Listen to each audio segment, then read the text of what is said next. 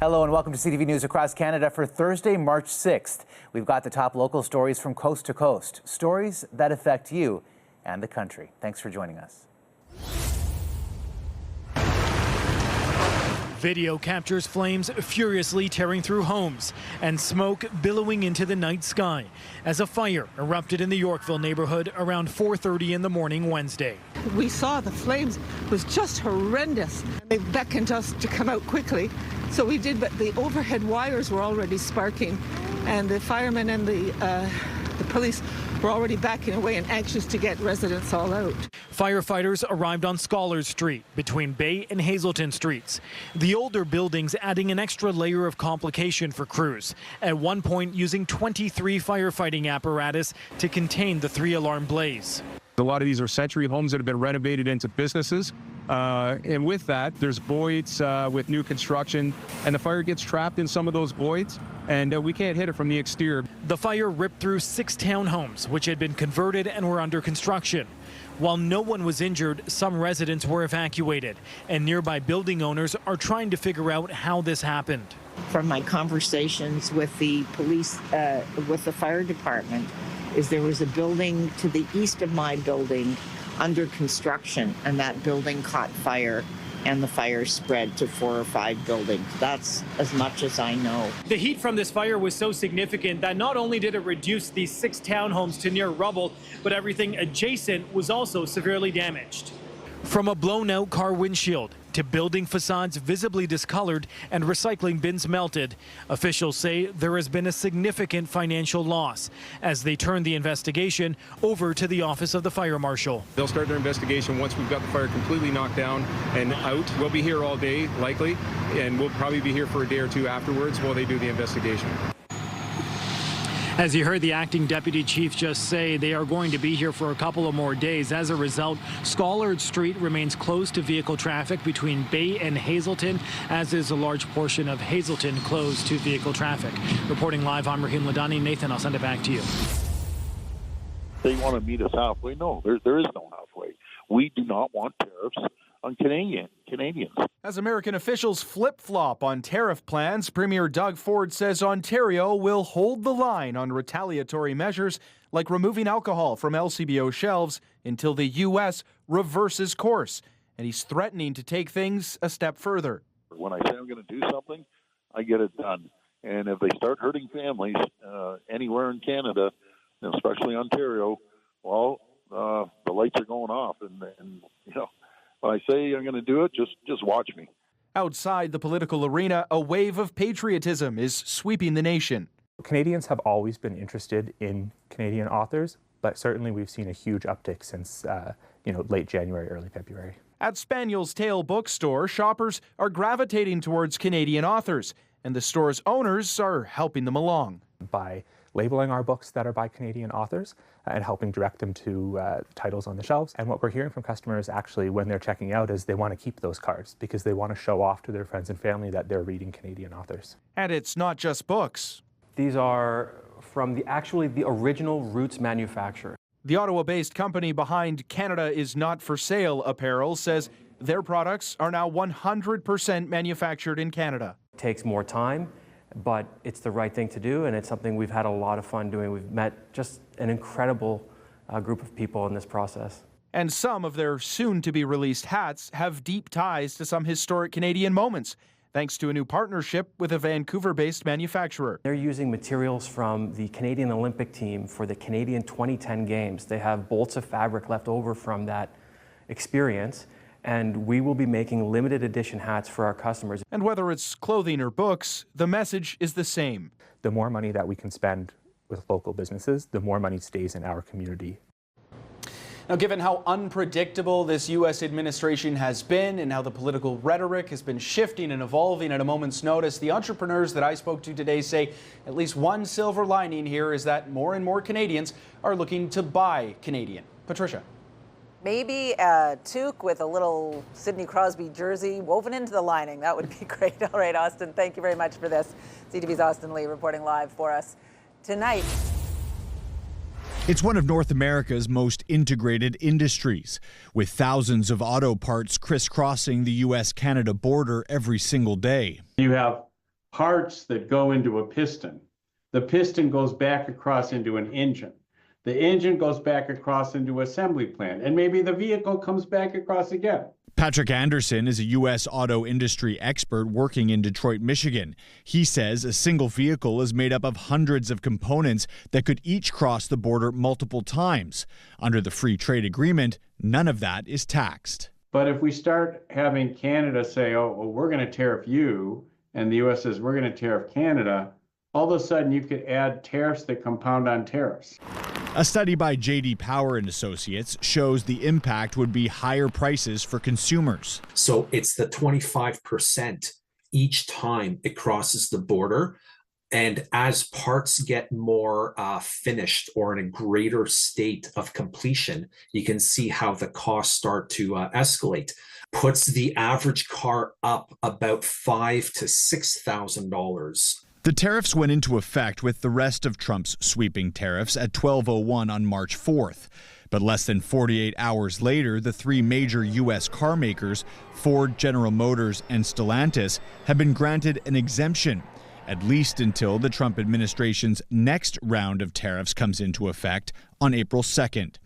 For consumers, Carwell says the prices won't start to rise for a couple of months after that. As we generally in Canada carry a 30 to 60 day supply of vehicles already on ground, already wholesale to dealers. The impact on jobs, both sides of the border, would come much faster. That's not something that you could expect our consumers to swallow on either side of the border, and that means inevitably we would have job losses. Both experts say it would take years for the industry to reorient its supply chains to make cars 100% made in America. Matt Gilmore, CTV News. The road ahead is very bumpy. Alberta's premier outlining her response to U.S. tariffs, a plan that includes fulfilling government contracts with countries honoring Canada's trade agreements, banning the sale of U.S. alcohol or VLTs, launching a Buy Alberta campaign, and reducing trade barriers between provinces. The province is also updating efforts to secure the Alberta-Montana border, with 20 new Border Patrol members hired and plans to hire 31 more in the coming month. We have responded to President Trump's concerns regarding fentanyl. Here in Alberta, we are making sure that fentanyl is not an issue. The announcement comes just hours after the White House confirmed Canada's efforts on border security have not satisfied the president. He said it's not good enough. He told Prime Minister Justin Trudeau that directly. Part of Donald Trump's message to Trudeau in a 50-minute phone call Wednesday, with the White House doubling down on claims of fentanyl flowing into the United States from our country. So there's been more than a 2,000% increase in illegal fentanyl seizure at the northern border. Why? Because Canada is allowing that fentanyl to come to the United States. The Americans have to take responsibility for the fact that they are also a net exporter of cocaine, crystal meth, and they are responsible for this as well. You can't trust a word that comes out of the White House. The Prime Minister has also disputed Washington's numbers, claiming less than 1% of fentanyl in illegal crossings into the U.S. come from Canada. With this political scientist warning Alberta's border efforts might not end this trade war. In my view, it's never been about the border. It's never been about fentanyl. Again, instead of fighting for Alberta, is giving in, is acquiescing on every single point. The NDP leader calls the measures a carbon copy of what other premiers announced Tuesday, criticizing the premier as taking Trump's side. The premier has no strategy here except exposing our soft underbelly and asking for a scratch. It's not going to work. Danielle Smith's plan does not include reducing or taxing oil exports to the U.S. She will head to Houston next week to lobby U.S. officials. Shailan Skolsky, CTV News, Edmonton. It's been a long sign of Canadian and American friendship, each country's flag flying side by side. But animosity is growing on this side of the border amid a trade war. I'm very patriotic, and I find that flag holds value, both of them. The Farinellis in High River awoke to U.S. tariffs Tuesday morning in a smashed front window, broken side mirrors to both their vehicles, and the driver's side door handle ripped off of Christine's car. Garrett is American. The pair met in Mexico and married before settling in Christine's hometown. A couple weeks ago, I had a guy pull over and scream some really nasty things at me when I was brushing snow off my car. So from that point on, I kind of said to Garrett I was really worried about the flags and everything being up. And then after this happening, pretty upset. I loved this town, and I'm really disappointed. The couple believes the Stars and Stripes made them a target of Canadian anger at President Donald Trump. I understand the tension and the drama, but we've been here for 4 years. Yeah. Flew the flag for 2 years. And now RCMP say the case is one of mischief. Mounties are seeking a person of interest who was seen nearby, a man with a black sweater and gray sweatpants. We're alive to the fact that there's certainly some tension when it comes to U.S.-Canadian relations. We aren't able to speculate at this time what the motivation is, not having been able to locate or speak to a suspect. We have to prove the motivation, that it was motivated by hate or bias. RCMP say no other incidents similar to this have occurred. In Calgary, graffiti on Centre Street Bridge declared there is no enemy like a friend betrayed. Meantime, one travel agent says she's seen a dip of 25% in business in the last year, with fewer people seeking out American hotspots. Nobody wants to go to the States. There are a few people with maybe unlimited resources that it doesn't really bother, but I believe that it's not even just because of the dollars, as people do not want to support. While this group of friends from Toronto are off to Las Vegas, and maybe for the last time. Something we had booked before. So we're going through with it, but probably our last U.S. trip for a while. Tyson Fedor, CTV News, Calgary. I like the fact that you could taste all the subtleties. Born and raised in East Vancouver, George Sue loves all things Southern, including barbecue, blues, and bourbon. He's got more than 80 bottles to sample at Memphis Blues, his commercial drive eatery. It's turbulent times right now, and, you know, we have somebody dictating things to the country, and of course, everybody wants to show their patriotism. Turbulent times indeed, with Canada and the U.S. in a trade war, and U.S. President Donald Trump referring to the Prime Minister as governor, while making it clear he would like to annex Canada. The mean-spirited bluster and rhetoric coming from the White House has quickly changed minds here in Canada. A new poll shows many who once viewed America as a trusted friend and ally now see our closest neighbor as a foe. The Angus Reid poll found 38% of Canadians see America as a threat to national interests. Another 13% say the USA is an enemy. Only 8% view our southern neighbor on friendly terms. I mean, this is Donald Trump, right? He says what he wants to say. Yeah, it's offensive. Yeah, absolutely. What he's talking about is just kind of distraction right now. I don't think anyone in his immediate government really thinks it's going to happen. Red and white clad fans filled Memphis Blues to watch Canada defeat the U.S. in the recent Four Nations Cup hockey final. The trade war between the countries will make bourbon more expensive and harder to source. Sue has a plan for his spirit-sipping clientele looking to avoid American products. When I sell out, I'm going to replace it, and I'll pivot to more Canadian whiskeys, which I already started anyway. I love rum as well. And I've started to increase that rum selection. And despite the name, he wants everyone to know his restaurant will always be proudly Canadian. Ben Milger, CTV News, Vancouver. The brewery is as old as Canada itself. But now the St. John Company faces a challenge with a country that receives 20% of all their product. We've always had such a close relationship with the United States, and so it's really sad to see this relationship going in a different direction. The reaction from U.S. consumers is one concern for President and CEO Andrew Oland, as is to what the tariffs will do to the Canadian economy. But the top focus is aluminum. Can lids, we can only get them out of the U.S., so there's going to be some type of tariff probably coming back into Canada on those. Lids are only made in the United States, even though all the aluminum comes from Canada. But the CEO is a beer glasses half full thinker and says the brand is leaning into the newfound pride Canadians are showing when it comes to buying domestic. Have billboards up and things like that in various markets across the country to remind Canadians that we are 100% Canadian. Oland, who is also the chair of Beer Canada, says another challenge coming for the beer industry is an annual raise on the federal beer tax April 1st. But given the tariff challenges now facing Canadian breweries, I just can't imagine in this environment that our next Prime Minister, whoever that will be, will go ahead with a tax increase on brewers in such a volatile time. Oland also commented on the province's decision to remove American alcohol brands from NV liquor shelves. He says the move won't have much impact on the beer market, saying the U.S. sends little of their product to Canada, but adds most big U.S. beer companies make their beer north of the border. Avery McRae, CTV News, St. John.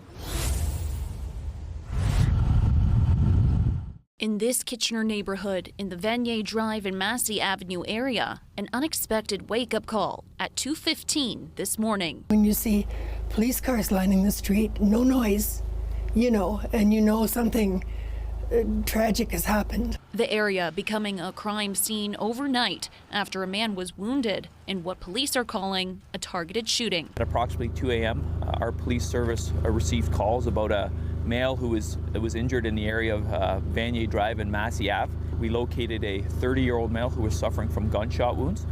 He was transported to an out-of-region hospital, suffering from serious injuries. He's now in stable condition. Yellow police tape lining the outside of a multi-unit house as investigators piece together what happened. Members of our major crime unit, general investigations unit, our forensic identification unit are continuing the investigation. We believe it to be a targeted incident. Police believe it started with an altercation inside the home involving the victim and a 30-year-old woman who received no injuries. Police say a second man then entered the home. The firearm has not been recovered by investigators or police at this time, so we're still looking for that. I can say there was a male suspect seen fleeing the location. He can be described as male with light brown skin. He was tall, with a larger build, wearing dark clothing and a hood. The male victim and the female victim did know one another. I wouldn't get into any type of a relationship between the suspect and the two parties. This is Waterloo Region's third police reported shooting this year, but it's the first one where someone was wounded. The two other shootings didn't involve anybody who was injured or shot, so this would be the first shooting this year that involves an injury, a person that was shot. With the gunman still on the loose, neighbors are feeling uneasy. It has been a fairly safe neighborhood. There have been little incidents, but nothing like this. Nothing, it's really eerie to have that happen. Now, at this point, the investigation is ongoing, and anyone with any information or security camera footage is urged to contact police. Tony. All right, Hannah Schmidt with the latest on that shooting investigation. Hannah, thank you for that. A 56-year-old man is dead after being attacked by a pack of dogs on a Western Manitoba First Nation. Standing by in studio with those details is CTV's Taylor Brock. Taylor, what happened? Well, Mayorly, RCMP say it happened February 21st in Kisi-Konin Ojibwe First Nation. Now, that's located just south of Riding Mound National Park. RCMP say when emergency services arrived, the man was being attacked by 5 dogs and was unresponsive. As an officer approached, the dogs turned on him, prompting him to open fire, killing 2 of the dogs while the rest scattered. The victim was taken to hospital in Brandon, then to a hospital in Winnipeg, where he was treated and released to family. However, RCMP say he died 2 days later. One of the directors of Manitoba Mutt's Dog Rescue says the incident speaks to a wider need to improve access to vet care and spay and neuter programs in rural areas. I know everybody resorts to blaming the community themselves. There are people up there who are trying to help. They're trying to reduce the population. But it just gets out of hand, and then what can you do? RCMP from the Yellowhead Detachment continue to investigate. Taylor, you mentioned the man was released from hospital in Winnipeg and died 2 days later. Do we know anything more about the circumstances surrounding his death? Well, not really, Mayorly. RCMP would only say he died in a hotel and directed further questions to the Office of the Chief Medical Examiner. We have reached out to the Chief Medical Examiner for clarity whether the man's death was a result of the dog attack or something else. We are still awaiting for a response. All right, thanks, Taylor. Carolyn Charette was in the upper viewing area of the Howard Armstrong Pool, watching her 3-year-old grandson during his swimming lesson March 3rd. The lifeguard was doing her lesson one-on-one, but had kind of her back to the children, and Caleb slipped off the platform and went under. My little man kicked his feet so hard He made it back up with his little eyes showing just here. Charette says her daughter, Caleb's mother, ran downstairs to this door, but it was locked. If that door would have been unlocked, she would have saved her own child that evening. They pulled Caleb out of the water. He was throwing up. They called the ambulance. We waited for the ambulance to be seen. Thank God we had a paramedic in the crowd, off duty, came down and come and checked on Caleb. Spokesperson for the city confirms the incident occurred and provided CTV with a statement which says in part, the city takes unfortunate incidents like this seriously and is reviewing its processes. Our staff have been fully briefed and trained on the necessary steps to prevent and respond to similar situations in the future. And we are actively reviewing the paramedics' response to ensure compliance with provincial standards. Charette says Caleb was one of 5 children to 1 lifeguard during the lesson, a ratio she questions. If the children can't touch the bottom, 2 lifeguard, the one that could supervise them while they're on the platform, 1 to do one-on-one swimming lesson with. Why is an emergency door locked? Why?